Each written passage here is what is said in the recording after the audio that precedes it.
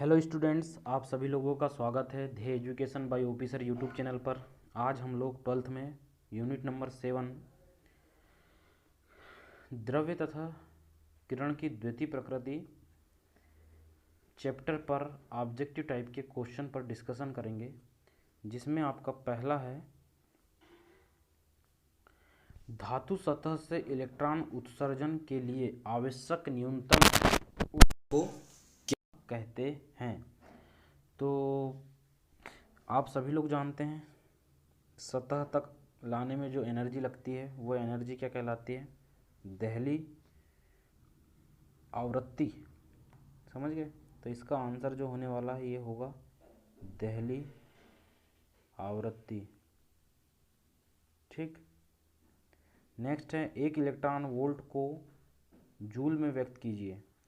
तो जूल में व्यक्त करने के लिए जो एक ईवी जो होता है इलेक्ट्रॉन वोल्ट बराबर 1.6, ठीक है, 1.6 इंटू 10⁻⁻19 जूल होता है।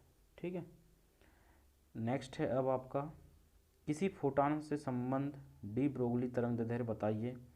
तो डी ब्रोगली तरंगदैर्घ्य लैम्डा बराबर h/p भी हो सकता है, या अगर ये ना लिखते हैं तो लैम्डा बराबर, ठीक, h/mv भी सही है। ठीक है, ये दोनों ही सही हैं।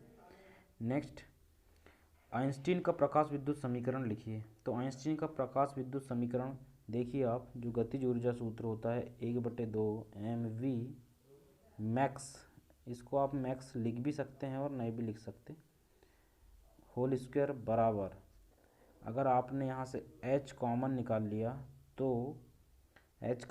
लिया तो जो न्यू माइनस न्यू ज़ीरो, ठीक है, न्यू ज़ीरो, ये आपका क्या हो गया? आइंस्टीन का प्रकाश विद्युत समीकरण है। ठीक है। नेक्स्ट है आपतित प्रकाश की तीव्रता बढ़ने पर प्रकाश विद्युत धारा आई पर क्या प्रभाव पड़ेगा बोल रहा है। तो यहाँ पर ध्यान देने वाली बात यह है कि अगर तीव्रता बढ़ाते हैं तो जो धारा आई का मान है वह बढ़ जाएगा। समझ गए? धारा आई का मान क्या हो जाएगा? बढ़ जाएगा। ठीक है। नेक्स्ट, आपतित प्रकाश की आवृत्ति बढ़ाने पर प्रकाश विद्युत धारा पर क्या प्रभाव पड़ेगा। तो प्रकाश यहाँ पर अब देखो दो शब्दों पे ध्यान देना। यहाँ तीव्रता बढ़ा रहे थे तो धारा बढ़ रही थी, ठीक है, लेकिन अब यहाँ पर आवृत्ति बढ़ाने पर धारा पर क्या प्रभाव पड़ेगा बोल रहा है। तो धारा पर कोई प्रभाव नहीं पड़ेगा। ओके। नेक्स्ट है आपका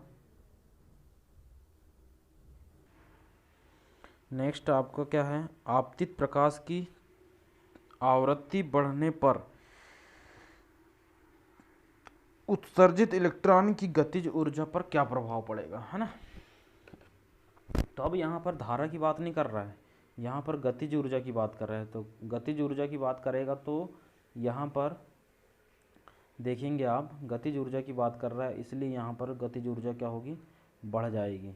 ठीक है, बढ़ जाएगी। ठीक है, गतिज ऊर्जा भी क्या होगी? बढ़ेगी। नेक्स्ट है फोटॉन किसे कहते हैं। तो फोटॉन तो आप सभी जानते हैं, प्रकाश एक कण की भांति व्यवहार करता है। प्रकाश के इस कण को ही क्या कहेंगे? फोटॉन कहते हैं।